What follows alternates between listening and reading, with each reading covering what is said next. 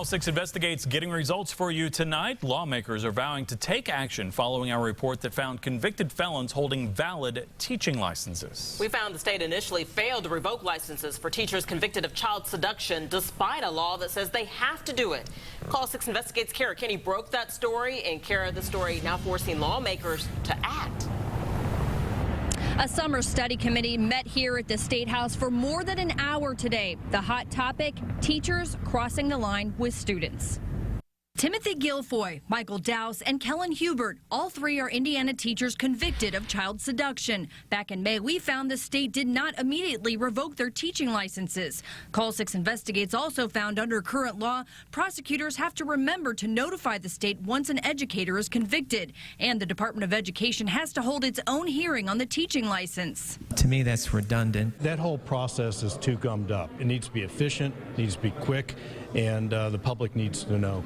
Lawmakers met Monday to talk about how to help schools avoid hiring child predators. One idea, to require schools do national criminal history checks on existing employees, not just new ones. Probably 40 to 50% of school employees in Indiana have never had a national background check since it was required in 2009. Former teacher and state rep Terry Jo Austin says legislation to do those types of checks did not pass in previous sessions, in part because even volunteers would be under the microscope. It also allowed the companies to get into the credit history of not only educators, but school board members, anybody who would have contact with a child.